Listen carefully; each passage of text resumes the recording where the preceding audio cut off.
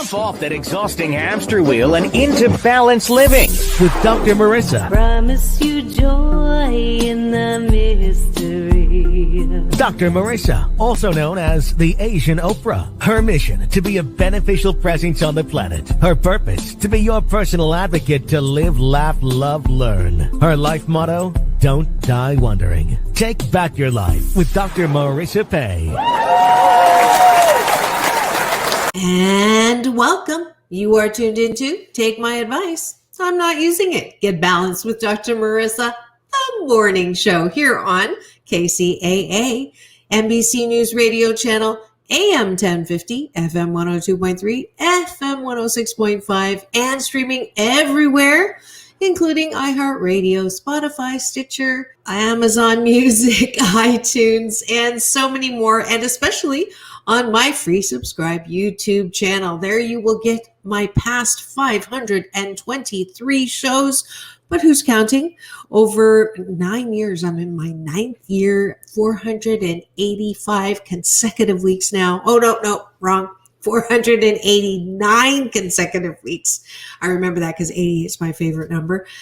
And speaking of which, because I am on a happy 88 mission, 88 million more happy people in the next 8 years. And that's why my show is not your regular talk, shock, angry rhetoric, political, ranting, complaining, whining show. So if that's what you're looking for, please change your dial, because I absolutely am #positively opinionated. Those of you who do know me know that my honorable moniker is Asian Oprah, because I was introduced to Oprah by Michael Bernard Beckwith, my big brother, as the Asian Oprah. And that's how I came to be known that way. And by education, I'm an organizational psychologist, and that's where the doctor comes from the PhD.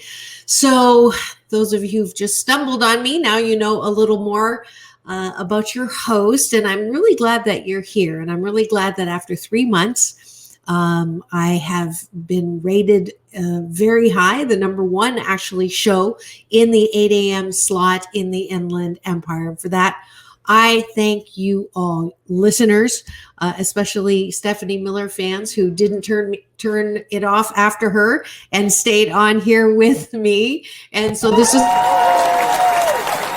thank you so much for your continued support. So last week, today is after Labor Day, so happy post non-labor labor of love day. And if you notice, if you're actually streaming on kcaaradio.com or on my YouTube channel, you'll see I'm wearing white, which is one of the faux pas. You're not supposed to be wearing white after Labor Day weekend, because if you tuned in Friday, I gave you some fun facts about Labor Day weekend, and we are now officially out of summer. So I'm a little bit of a rebel. So I wore my summer, I actually got these in Mexico when I was kissing the whales in Baja with Tilly's Whale Group. And then I'm wearing white, which you're not supposed to do after summer's over. But yes, I'm a bit of a rebel, so I am. But that is why I am highlighting that you can have summer any day. And I was actually having a discussion with someone about, loving life, because I'm known for I love my life and for being grateful and happy 88. If you follow those hashtags, you'll always see me. And last week, we spent the whole week answering the question of the day. So it became the question of the week. And it was, how do I feel better now? How do I feel better now? And I gave tips all week on that. And I had such a wonderful reaction from people all over social media and on my YouTube and in messages, and visiting my website, drmarissa.life, and thanking me and saying how they found me. So I'm just going to sort of make this a regular feature from this point on my show, that when I open after the introduction, I'm going to give you another possible tool that you can put in your life toolkit so that you can feel better now, not tomorrow, not next week, but right now in this moment, with everything that's going on and everything that's not going on. You can feel better. And here's the tool for today. It's called the Vent Partner. And sometimes we go from one extreme to the other. On one hand, we don't acknowledge when things are not going well and we say, I'm fine, I'm fine, I'm fine. I talked about this before last week. FINE stands for effed up, irrational, neurotic, and emotional. And you're really not fine, but you don't want to say how you're really feeling because you don't want to marinate in it or feel bad as you're talking about it. So you stuff it down. And stuffing it down as a non-reaction is almost as harmful as marinating it and always being in a bad mood and always seeing, waiting for the other shoe to drop or waiting for bad things to happen. So the tool called Vent Partnership is something that I actually made up when I still do work as an organizational psychologist in companies, where I ask people to pick a trustworthy partner in the workplace so that when naturally shift happening things happen, interruptions, a change in the market, something bad happens on the news about your company, or you have to work in a new system that you don't like or, don't want to adopt, or someone just got promoted that you don't like. So all of those things on the work side also work equally well on the personal side. So let's say you were having a great day and maybe you had a car accident, God forbid, or something that you wanted, plans that you had didn't happen well, or someone who was supposed to do something for you let you down. And instead of just glossing over it and just saying, that's fine, I'm fine. There is value in actually having someone to vent to. And I call it a vent partnership because here are the rules. You have 2 minutes, and the job of the person you're venting with has a timer that times you for exactly 2 minutes. And you can say whatever you want. It has to be okay with them if you're going to use colorful language. But their job is not to solve your problem. Their job is not to say, well, have you tried this? Or can you think about this? Or, and try to get you out of it. You get to stay in your angst for 2 minutes and just vomit out all the frustrations that you have and aggravations. Because the principle is this: once you have it out, nothing's changed, but at least you're not holding that vomit. Sorry. You're not holding that darkness. You're not holding that ugliness. You're not holding that, negative energy that takes more space than positive energy. So that's one of those laws that happens whether you believe it or not. So you want to have a way to get rid of that crap. And when you vent it for 2 minutes, the rule is you cannot talk about this again with anybody else unless something different happens. So it also is like a publisher, I call it Publishers Clearinghouse, if you remember that. It cleans me out of the dis-ease with what's going on. I'm done with the dis-ease. So the person says things like, oh, poor baby, I'm sorry, oh, horrible. They do not say things like, oh, if you think that's bad, this happened to me, blah, blah, blah, blah. That's not the partner's job. Now, the great thing is after you have that vent, then you get to swap and that other person gets 2 minutes. If they're not ready to do it, then they can call you back. But here's the rule. There is no rollover. It used to be singular rollover, no rollover.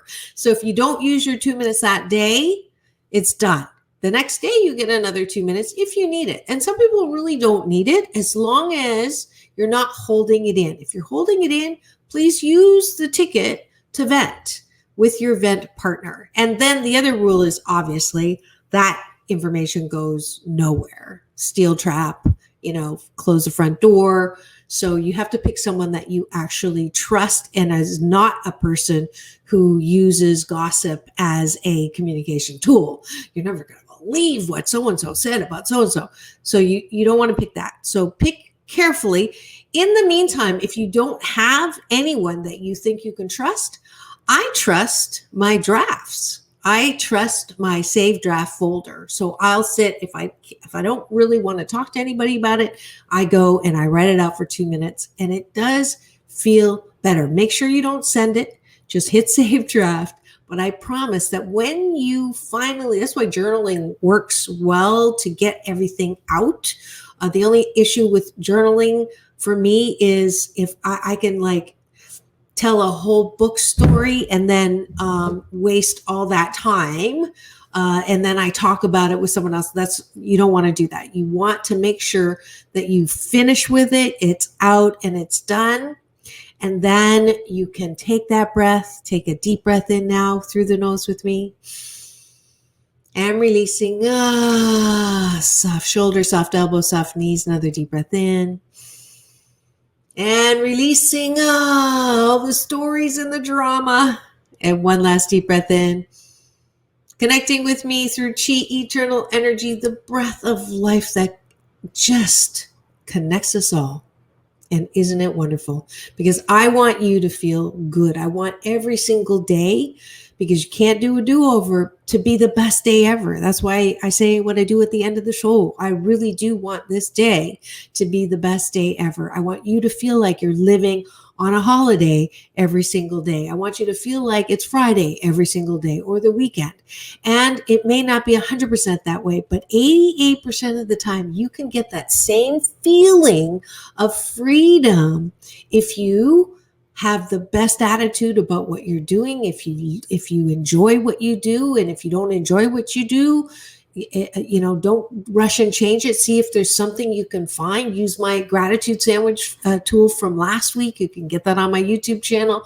So every day now, I'm going to start the show with some tool that will help you, hopefully, and continue to message me and let me know what helps and which one you particularly liked. And when you do so, you get an Asian Oprah giveaway, which is an audiobook copy of my #1 best-selling book, 8 Ways to Happiness, from wherever you are.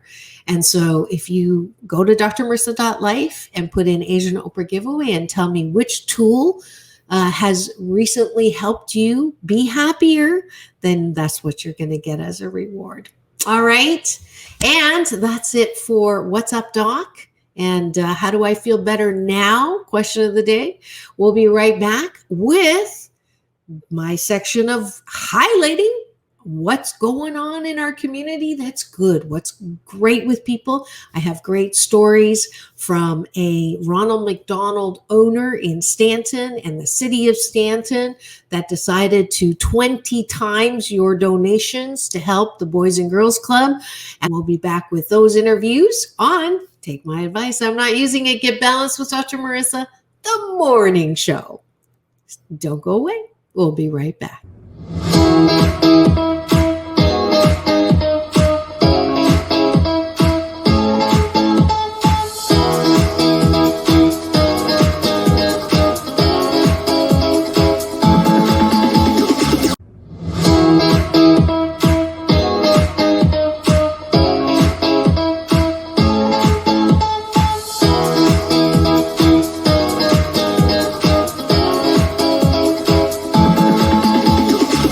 Take back your life with Dr. Marissa Pay.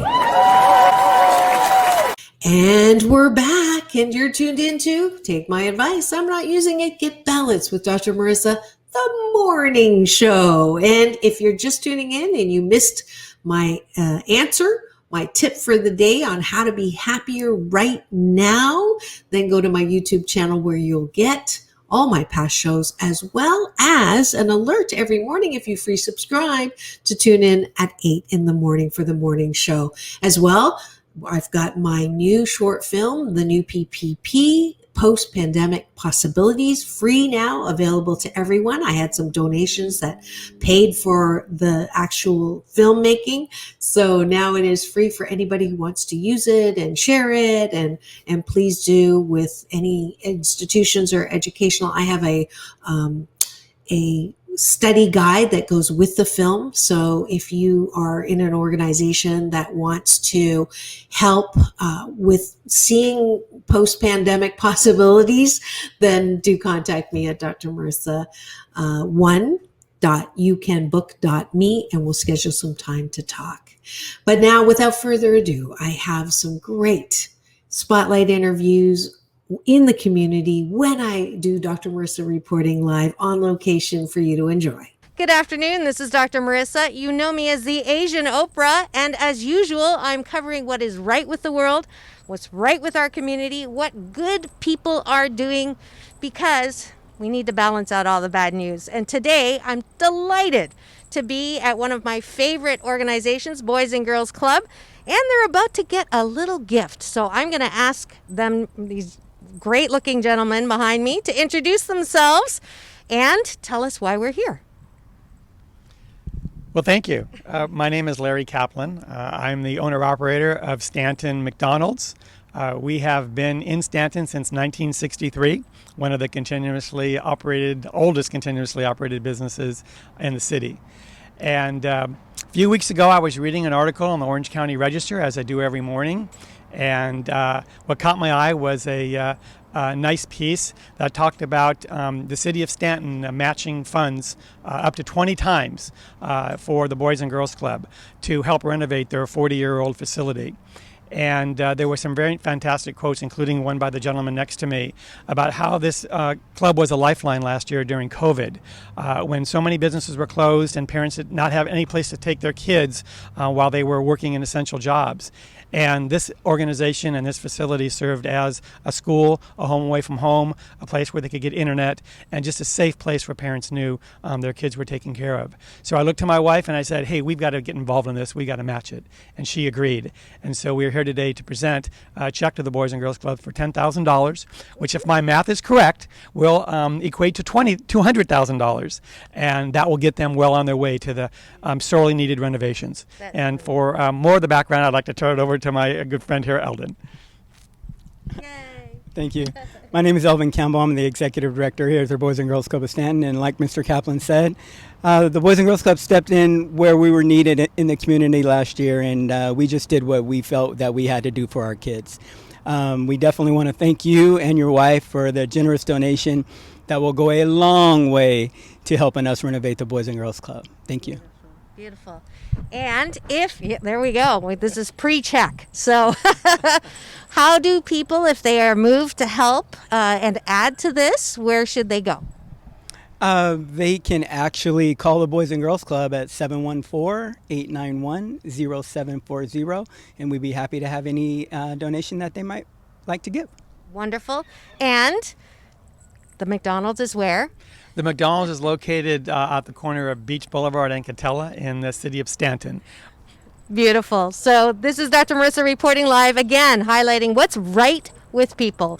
Peace in, peace out, world peace through inner peace. Brought the idea of matching funds, and Councilwoman Vance said, well, why don't we just make it 20 to 1? And I thought, well, 20 to 1, okay, that sounds good to me. And we all voted yes, and here we are today with $200,000, and we hope to get $1 million. We did what the federal government wanted us to do. They gave us money for infrastructure, which would be long-term. You know, things that when we spend the money, we want it to be there in 10 years. Yeah. We don't want to spend it and that program go away. Of course. So the council felt that if we invested that in this old building here, all the charities that send their relationship here and in all the families, this is a center for daycare, it's for education, it's for, during the COVID, we kept people's jobs because people here were able to run classes. And that was the most important thing, was what they take care of our community. Wonderful. So really, even though we're giving it to here, we're really giving it to everybody in our community. Beautiful. So, my name is David. My last name is Shaver. And I'm the current elected mayor of Stanton. Current elected mayor of Stanton. And we'll go down the line here. This is... Hi, I'm Gary Taylor. I'm the mayor pro tem this year. And we're just happy to have great businesses like McDonald's help out our charities. This Boys and Girls Club did stay open during the pandemic and allowed a lot of people to continue to work, families that had to support themselves. So this is fantastic. They haven't had any remodel inside in a very long time, and their bathrooms could use some help, and the whole place needs a good revision. So we know they'll use this money in a very productive way to keep this open and help our whole community. Like the mayor says, they do a great job here. Hi, my name is Alice Mann, and I'm the newly elected council member for District 2. And I remember when I was knocking on doors during my campaign, I would often knock on a door where there would only be a child home and no parent was present. I remembered once I knocked on a door and there was about a 7-year-old. And I asked him, where's your parents? Do you have any grandparents? Is there any adult in the house? And he was home alone. And I was shocked to hear that. But I understood that, during the pandemic, schools weren't open, so kids couldn't be anywhere that was safe, and they just had to be home. And if the parents were grocery store workers or essential workers, they really didn't have much of a choice. And so I felt so grateful that this place was open. I came back later that evening and sent out a flyer for the parents so they know that there is a safe place for their kids, and they shouldn't open the doors to strangers. But it was exactly. So it was something I felt very grateful for, a place like this where they struggled so much during the pandemic because it was really difficult to fundraise. We couldn't have, casino night or any sort of fundraising efforts that we had in the past because of the restrictions. And so generous donors like Larry, I think, makes a huge world of a difference for our community. And even when I had foster kids, I sent my kids here and they loved it. This was the highlight of their day, was being able to go to the Boys and Girls Club of Stanton. That's wonderful. Thank you. And last but not least. Hi, I'm Carol Warren. I'm councilwoman for the city of Stanton. The other thing that should be pointed out is a lot of these kids come from very, very poor families, and they did not have access to a computer, so they could not Zoom class. They couldn't get to school because they didn't have internet access, they didn't have a computer, and so the Boys and Girls Club gave them that, and then gave them people explaining what their classes were that day and their homework and all that. They were a huge, huge help to these kids. And I also wanted to mention, Larry is no stranger to Stanton. He is always there with a helping hand.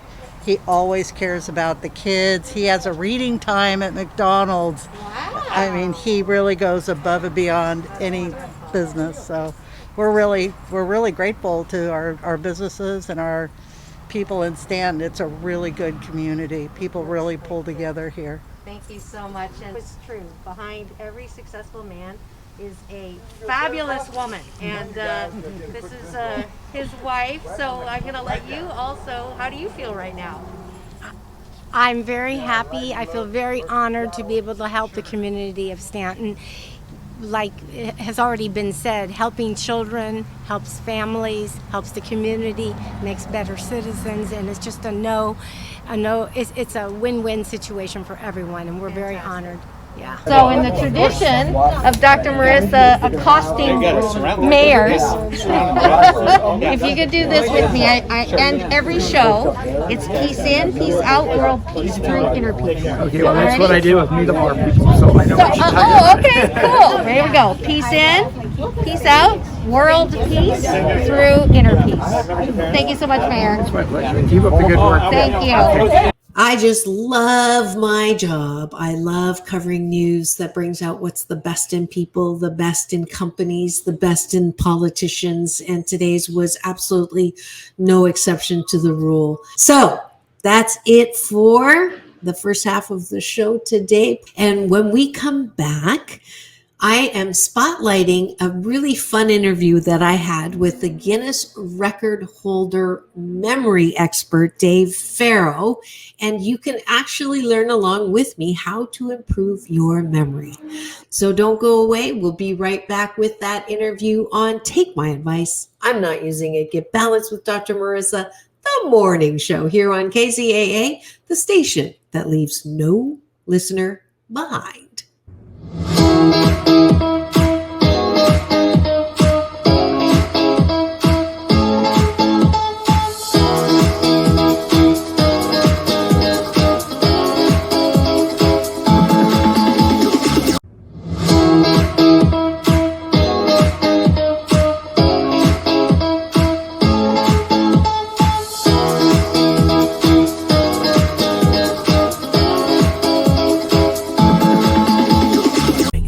Build back your life with Dr. Marissa Pay.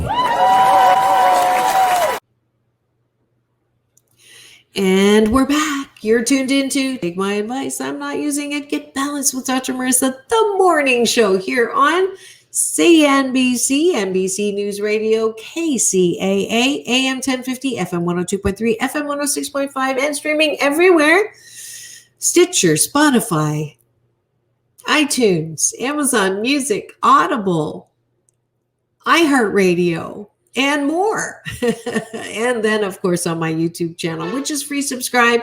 And when you do so, you'll get an alert every morning at 8 a.m. so that you can enjoy this show about hope and happiness. Now, without further ado, my spotlight interview with the Guinness Record memory expert, Dave Farrow, and how to improve your memory. Enjoy. I am very, very grateful to have a guest who's been on Regis and been on Steve Harvey, and I saw a picture of him with Dr. Oz because he is the memory king. He actually holds 2 Guinness World Book of World Records for memorizing 2,704 cards in a single sighting.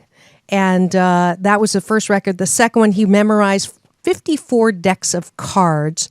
And it's just amazing what this man can do. But what is even more amazing is that he almost didn't live when he was born. And then he was diagnosed with both dyslexia and ADHD. And so for someone to go from that to this, I just had to have him on when he was offered up by his PR guys on my LinkedIn.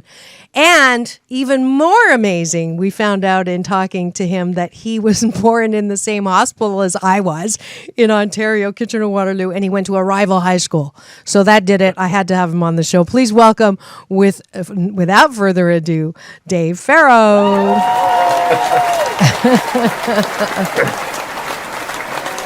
Pretty unbelievable. Thanks for having me on. This is wonderful. I didn't realize we were rival high schools. So well, yeah, Blueville versus I'm sorry, Blueville was the best, but okay, whatever. and he's also, I forgot to say, he's been on the Today Show as well as Discovery Channel, and he uses the Farrow memory method, which is what we're here to talk about because. What I didn't realize is this was a personal show. My daughter, when she found out that you were coming on, she was so thrilled because she thinks I'm getting early onset Alzheimer's. And she keeps wanting me to smell strawberries because I forget things. And I guess that's one of the symptoms. But before we go there, let's start because it's so fascinating that someone who had such a what we would call disadvantaged start could bring himself to the point of where you are now. So take me back. So when you were young, you were diagnosed at what age, and what was that like? Oh, absolutely. Well, it was really shown in Malcolm Gladwell's book recently, Goliath, that a lot of the things that we think are disadvantages can turn into advantages. It just depends on how we see them. I think that's one of the biggest themes of your entire show. Yes. So yeah, going back, I was 14 years old. I was diagnosed with ADHD and dyslexia, and I was at the bottom of all the classes. And more than that, it affected self-esteem and feeling of self-worth and all that. The belief that there's something wrong with your brain. I mean, I can't tell you how tough it is to motivate yourself when you're dealing with that. Right. I would also add that before my diagnoses, I actually had a lot of health problems. So I was in and out of hospitals. I was hospitalized for the first 2 years of my life. I actually had 2 near-death experiences as a baby. I had health problems like dizzy spells and things like that, right up into my teenage years, and some chronic pain. And a lot of this caused me to lose a lot of school. A lot of this caused me to just have difficulty academically because, as you know, if you have one period of time where you miss out on, it can really mushroom and affect everything. Sure. So what kept you from taking all of that and saying, there's really no sense in trying because I'm never going to catch up. I'm never going to be as good or as smart as any one of my peers. So what kept you from sort of institutionalizing that fall behind? What kept you? Well, this is what I tell to people today, and I'm asked to speak a lot at colleges and high schools and conferences on this, especially to kids with dyslexia or ADD or LD as it's referred to, learning disabilities, just kind of the catch-all term. I tell them that no one would blame you if you gave up. Nobody would, no one's rude enough to say, how dare you give up. No one would blame you for not trying or just, falling back on these diagnoses. But if you follow yourself year after year, giving up is just not going to give you the life you want. And although no one would blame you, no one would get mad at you, you would be miserable. Right. So, and that's really the way I saw it, is that I had a choice to believe this or not. Mm-hmm. And what I ended up believing, and I'm a big believer in faith as a utility. Okay. Let me explain that. Okay. This is really, really key. And I've never talked about this on any other show, but I think it's like kind of the key to what turned things around for me. Okay. A lot of people have faith in something, and that's because it's true to them. They have faith in God because they believe God is real. They have faith in their 401k maturing because they believe capitalism works or whatever it is, right? Right.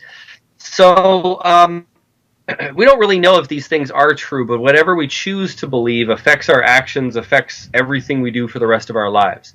So there was a distinct moment I remember where I chose to believe that this was an advantage. I didn't have any proof. Mm-hmm. But I just decided that if I believe this and stop feeling so miserable about it, I'll stop being so depressed about it, and maybe I'll be more confident and I'll do something about it. And I cultivated this belief. Now, did that come from someone else, or did you have like an aha moment? How old were you? Were you in bed? Were you out in nature? Because this is key, because this is definitely preaching to the choir here. What was that moment, if you can remember? A lot of it was a couple things. I was into martial arts, and I knew there was a big adage in martial arts that the little guy can beat the big guy with the right technique. So I had the belief that I could use a technique, just like I use a technique in my body. And also, my mom took me to the library, and I started reading biographies of successful people. I mean, successful men for the most part. Mm-hmm. That's okay. I'll forgive you. Yeah, well, I mean, I'm a guy, so true. True that. I don't know if you noticed that, but anyways, but I looked up like a big hero of mine is like Nikolai Tesla, Garrett Morgan. A lot of people don't know him. He's a great inventor, an African American inventor in Cleveland. Grandparents were slaves, and he became rich, and a bunch of other people, and time again.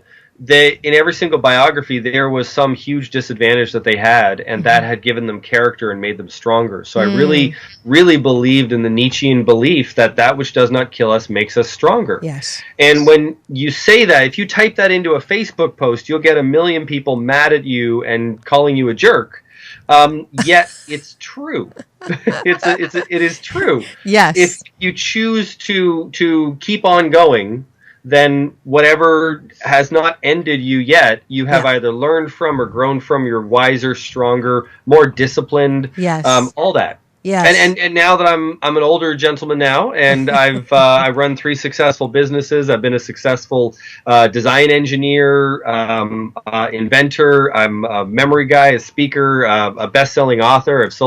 I've had 2 infomercials for my products. I mean, the list goes on. I've been on over 2,000 interviews in my career, and I run a PR company that helps other entrepreneurs do the same thing that I did and become successful with publicity. Mm-hmm. So now that I look at it from that view, where I've achieved all this success, I look back and I realize, every single day I'm using some skill or some tool or just the stick-to-itiveness that I needed to overcome that challenge. And if I didn't have that challenge back then, I wouldn't be tough enough for today. Yes. I'd be soft. Yes. And I wouldn't have lasted this long. Yes. And if you're just tuned in and wondering who the male white version of motivational speaker of me is right now, it is Dave Farrow, who is the Guinness World Book record holder of memory, and he did not start with a silver spoon in his mouth. He came from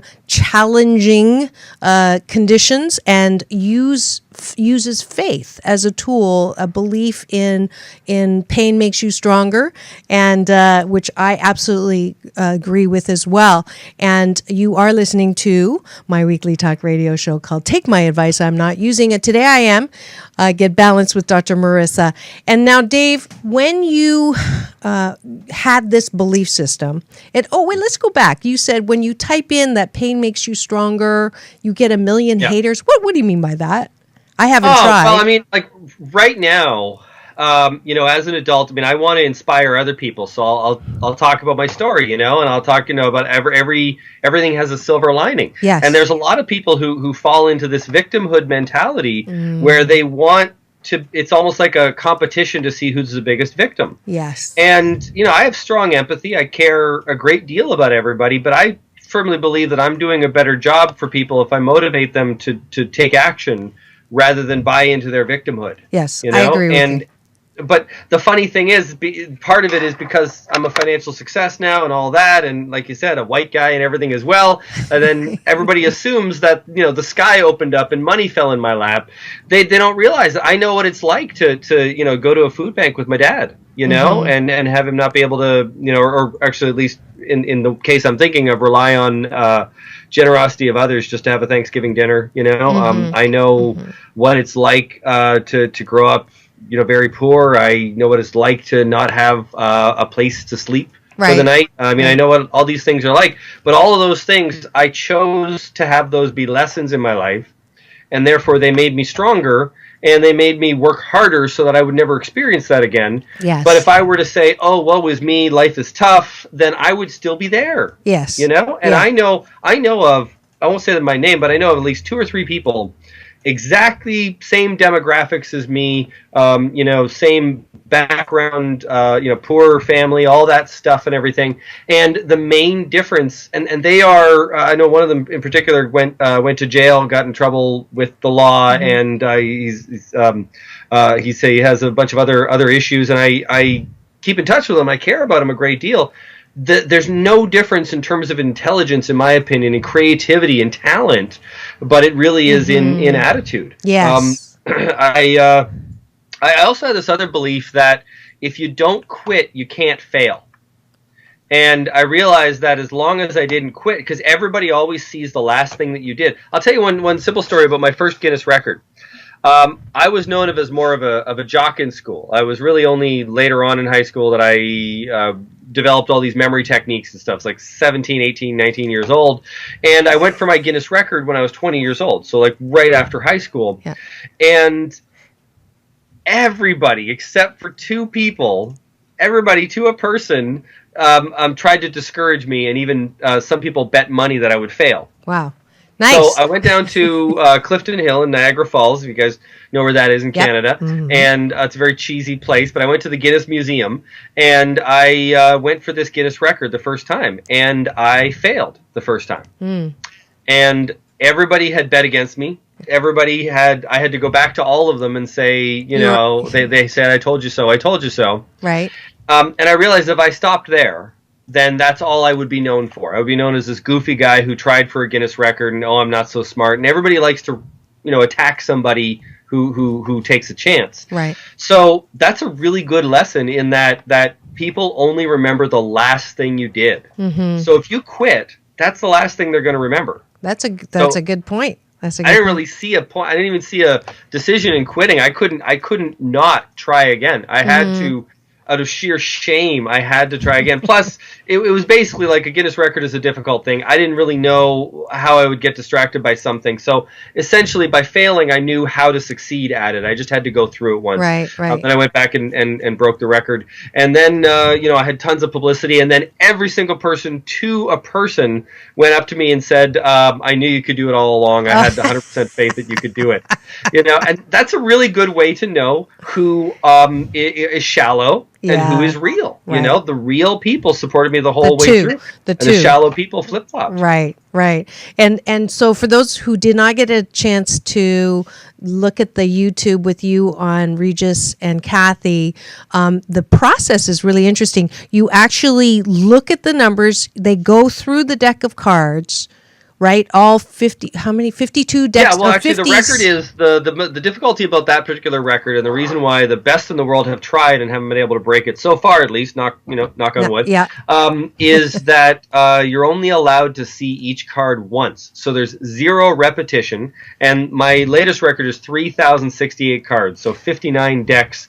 All shuffled together. I can only go through it once, and I have to recall it correctly with a very, very low error rate. I got one mistake. Which you self-corrected. Yes. I read. Yeah. Well, like I could do 17, that. Card number 45.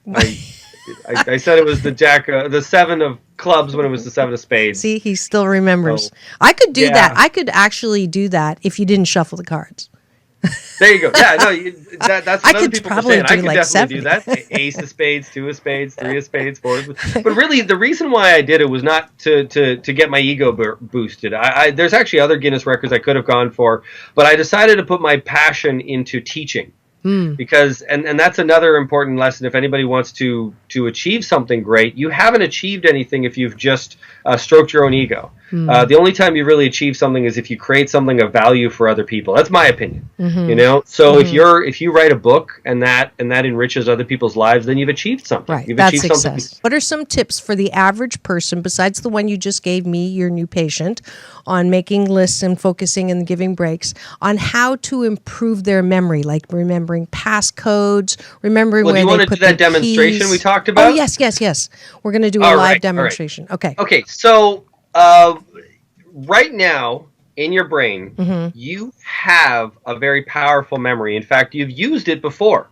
This memory will allow you to memorize information with 0 repetition. Now, right now, you think that's impossible. You think you hear someone's name, you hear, my name's Dave, you got to go Dave, and save it over and over and over. But what if there was a little trick I could show you that tricks your brain into paying so much attention it goes past your short-term memory and puts it into your long-term memory? Sounds good Would to me. that be impressive? Yes. All right, so let's do this little demonstration here. I'm going to show you in just a few minutes how to score a genius level on standard memory tests. But you have to know what this trick is, okay? I call it the tiger in the jungle, just kind of to give it a metaphor here. But imagine you're walking through the jungle, and you see a tree and a rock and a tree and a rock and a stream and a rock and a tiger and a tree and a rock. What are you going to pay the most attention to? Of course, you're going to pay attention to the tiger, right? You're not even going to notice anything else. That's because your brain has a survival mechanism that is very intelligent. It wants to live. So we are descended from the people who, noticed there was a tiger and started running faster. And we weren't descended from the people who were eaten by the tigers. So as a result, our brains are very, very well attuned for any time we see something in our environment that is strange or weird or really wakes up our brain, essentially, it has a shortcut. It goes right into your long-term memory without any repetition. Okay. I know how to activate this trick in my brain whenever I want for any information I want. That's what having a trained memory allows you to do. That's what I teach in my program. I'm going to show you a little hint of that right now. Okay.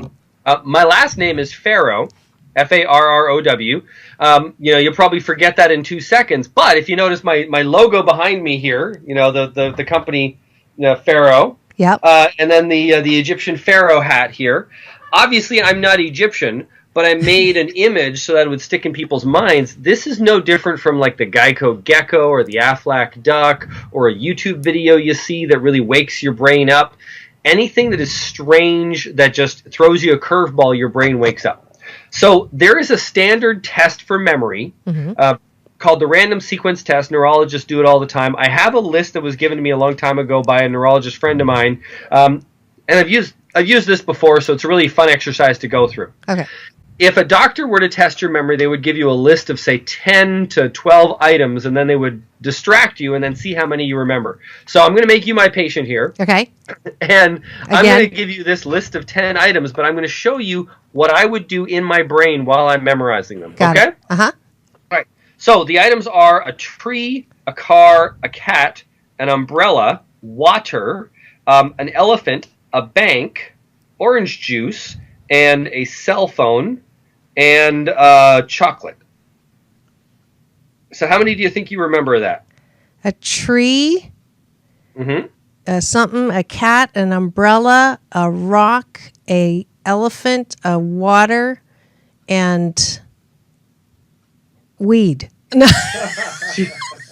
Well, you got about 5 there. That's pretty impressive. 5 or 6 is very impressive. Is it? The average Okay. would be 4 or 5. Okay, good. You're above average there. That's Okay. fantastic. Woo-hoo. Although we don't have a rock, but you see the challenge, right? You're trying to hold it all in your memory, and it's just not interesting. Yeah, and you know where the rock's from was from the earlier thing when you said the tiger, the stream, and the rock. There you go. There you go. You're just too good of a memory. That's what you have. Too good. Yeah, Sarah. All right, so here is the thing. I'm just going to make this into a story. That's Okay. it. I'm just going to make it a little colorful, and then this is how we link information together. It's no different from how I linked my name, to my face. Mm-hmm. It's no different from how I'll link a foreign language vocabulary to English translation. 我会说一点普通话。Yes. I 差不多。哇，他刚刚说国语，他讲国语。 Cantonese or Mandarin? That's Mandarin. Yeah, Yes, but you I speak speak Cantonese or Mandarin? Mandarin. 广东话? No, 廣東不是，廣東話唔識講，唔識聽。That means I don't understand it and I don't speak it. 我講國語。Okay. Yeah, I'm Mandarin. That was pretty good for a white guy. I'm not as good. Oh, that's pretty good for a white guy. Okay, great. I'll take that. That was really good. You taught that to yourself. Another example All I of. need. Oh, your wife better not hear that. He just told me he loved me. Yeah. And I'm loving this. But I used the same sort of tricks to actually memorize. I memorized about 1,400 Cantonese vocabulary. I didn't do as much with Mandarin, but I know enough to watch a Hong Kong kung fu movie. So I love those. Wow, that's impressive. Okay, so now I've distracted you a little bit with a little. Oh, that was okay. Mandarin. With a little love you. Now let's memorize this the right way, okay? Okay. So we have the first item is a tree, and then a car and a cat. Picture a tree like on your front lawn or something, and your car crashes into it. Your car, driven by someone else, crashes into the tree, and the car door opens up, and a cat comes out. Quite literally, it was like Toonces the driving cat, if you get that reference, right? Mm-hmm. After that, we have umbrella, water, and elephant. I imagine the cat picks up an umbrella. You see how we're going kind of linearly. We just do the one to the next to the next, not everything all at once. So the cat picks up an umbrella, flies through the air because the wind catches the umbrella, and lands in a swimming pool, lands in a bunch of water. Okay. Okay? Mm-hmm. So we have tree, hit by the car, the car, cat umbrella, picks up the umbrella, water. the umbrella into the water, and then the water has an elephant in it. Okay. And the elephant gets spooked when the cat arrives, so he runs into your local bank. At the bank is a giant vat of orange juice for some reason. Doesn't make sense, but it doesn't matter. So it's knocked over in all the commotion, and it splashes all over a bunch of people's cell phones. That was the other item. Okay. So the cell phones are starting to spark and everything. And you take your cell phone and you hold it back against your ear to try to keep it out of the chaos. But you find that it's like melting against your ear, and you look at it, and it's magically turned into chocolate, which is the last item. Got it. Now, with practice, you can do this with almost any list. Practice this on your own, practice with your kids. It's a lot of fun. It's the most basic linking method you can make. But let's see how well you did. If you get more than 6, you have an above average memory. If you get above 9, you have a genius level. Okay, I love a challenge. Here we go. All right, what's the first item? Tree. Yep. Car. Cat. Umbrella. Water. Elephant. Bank. Yeah, the elephant one in the bank, yeah. Orange juice. That's right. Cell phone. Yep. Chocolate. Awesome. You can go backwards, too. Oh, that wasn't good enough. That wasn't good enough. I need applause. I think he's not giving me applause. I just did that. Go backwards. Fine. Try to go backwards. Okay. Here we go. Chocolate, cell phone, orange juice, bank, elephant, water, umbrella, cat, umbrella, cat, car, tree. Yep. Now,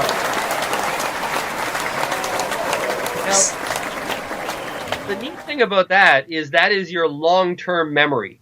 So just like it was 10 years ago, I memorized some Cantonese, I can still order food today. You'll actually remember this for a long time with very little repetition, could be your whole life if you wanted to. It's a nonsensical list, so I would probably let it go, but it's very applicable. If you did this with names, if you did this with technical terms that you're memorizing, then you can remember it for as long as you want to. This is long-term memory. That's awesome. That's awesome. And you have tips like this in some of the products that you have online. I want to make sure that people who are interested in increasing or improving their memory can find you. And that's davefarrow.com.